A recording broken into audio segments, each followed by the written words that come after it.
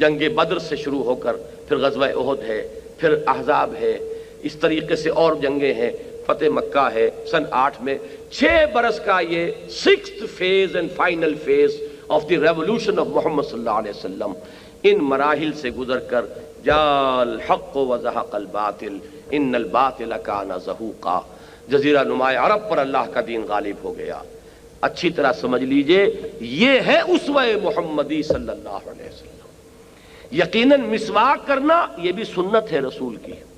جو شخص مسواک کرتا ہے بجائے برش کے، یہ سمجھتے ہوئے کہ حضور کی سنت یہ ہے، یقیناً اسے اجر و ثواب ملے گا۔ جو شخص مسجد سے نکلتے ہوئے بایاں پاؤں پہلے آگے رکھے اور مسجد میں داخل ہوتے ہوئے دایاں پاؤں پہلے داخل کرے، یقیناً سنت رسول سمجھتے ہوئے اسے بھی بہت اجر و ثواب ملے گا۔ جو شخص داڑھی رکھتا ہے سنت رسول سمجھ کر، یقیناً بہت بڑے اجر و ثواب کا مستحق ہے۔ لیکن جان لیجئے اسوہ کہتے ہیں نمونے کو، نمونہ کامل نمونے کو کہتے ہیں۔ پوری شخصیت، پورا وجود، پورا کارنامہ حیات، حضور صلی اللہ علیہ وسلم کی توانائیاں کس کام میں لگی؟ آپ کے شب و روز کس فکر میں گزرتے تھے؟ آپ کی جد و جہد کس رخ پر تھی؟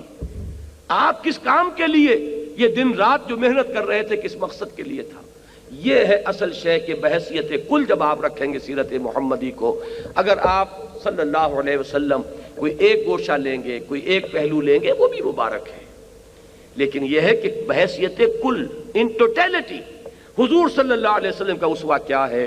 دین کی اقامت کی جد و جہد، اس میں ہر ممکن محنت، مشقت، ایثار، قربانی، جہاں تک کہ وہ الفاظ بھی مجھے یاد آئے، سن 10 نبوی، ہجری نہیں نبوی، ابو طالب کے پاس آخری سفارت آئی ہے قریش کی۔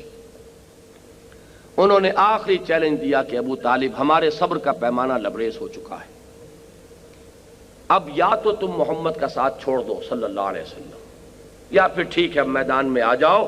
اگر بنی ہاشم اپنے سپوت محمد صلی اللہ علیہ وسلم کا ساتھ چھوڑنے کو تیار نہیں ہے تو میدان میں آئے، ہم سے مقابلہ کریں۔ ابو طالب نے ابھی تک بڑی ہمت کے ساتھ ساتھ دیا تھا حضور کا، اس میں کوئی شک نہیں، لیکن اس وقت پائے ثبات میں لغزش آ گئی، ہمت جواب دے گئی، حضور کو طلب کیا۔ یہ الفاظ آتے ہیں سیرت کی کتابوں میں، بھتیجے مجھ پر اتنا بوجھ نہ ڈالو کہ جسے میں برداشت نہ کر سکوں۔ پہلی مرتبہ، 2 ہی مرتبہ حضور کے آنکھوں میں آنسو آنے کا ذکر میرے ذہن میں ہے اس وقت۔ ایک بالکل آخری دور ہے حیات دنیاوی کا، حضرت ابراہیم کے انتقال پر حضور کی آنکھوں میں آنسو آئے، یہ ریکارڈ پر ہے۔ ایک یہ پہلا مرحلہ ہے سن 10 نبوی کا، جب ابو طالب نے کہا بھتیجے مجھ پر اتنا بوجھ مت ڈالو جسے میں برداشت نہ کر سکوں، تو آنکھوں میں آنسو آئے، اور آپ نے فرمایا کہ چچا جان اب تو یا تو یہ کام پورا ہو کر رہے گا یا میں اپنے آپ کو اسی میں ہلاک کر لوں گا۔ یہ عزیمت، یہ ہمت، یہ استقامت، اور مراحل آئے، ایک سے ایک سخت مرحلہ ہے۔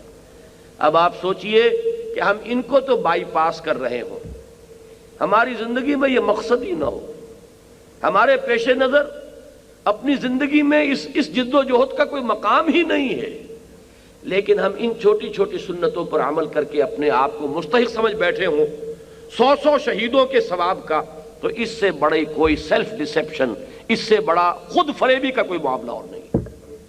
ہاں اس سنت کو جو شخص تازہ کرے کہ اللہ کے دین کے لیے جینا ہے اور مرنا ہے، قل ان صلاتی و نسکی و محیایا و مماتی للہ رب العالمین، جو اس سنت کو تازہ کرے کہ اللہ کے دین کے غلبے کی جد و جہد اسی رخ پر کرنی ہے جس رخ پر محمد رسول اللہ نے کی ہے صلی اللہ علیہ وسلم، اگر اللہ تعالیٰ اسے استقامت عطا فرمائے گا تو یقیناً حضور کے اس قول مبارک کے مطابق اسے 100 شہیدوں کا ثواب ملے۔ ہم نام لیتے ہیں صرف اور بدنام کرتے ہیں اسلام کو، ہم نعرہ لگاتے ہیں اسلام کا اور اپنے عمل سے در حقیقت اسلام کی ذلت اور رسوائی کا سامان فراہم کرتے ہیں۔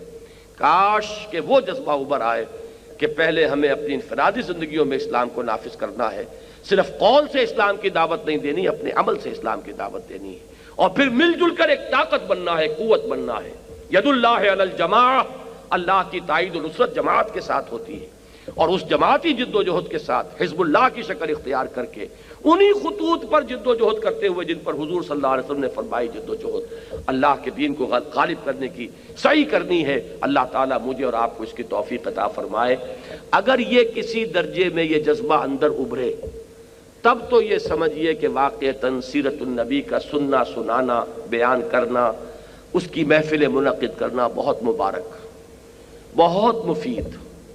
لیکن اگر یہ جذبہ نہیں ابھرتا اور نشستند و گفتند و برخاستند، اور جیسا کہ عام طور پر ہوتا ہے ہماری بدقسمتی کہ حضور کی زلفوں کا ذکر کر لیا جائے اور حضور کے حسن ظاہری ہی کے تذکرے ہو جائیں، حضور کی کملی ہی کی قصد جو ہے وہ قصیدے اس کے لیے کہے جائیں، تو پھر کوئی نتیجہ اس کا نہیں ہے، کوئی اس کا حاصل نہیں ہے، اس سے کوئی عملی تبدیلی ہمارے اندر نہیں آئے گی جب تک کہ حضور کی اس پوری جو جد و جہد ہے اس دنیاوی زندگی کے اندر اس کو اپنے سامنے نمونے اور اسوے کے طور پر رکھ کر اسی جد و جہد میں خود اپنے آپ کو مبتلا کرنے کا عزم مصمم موجود نہ ہو۔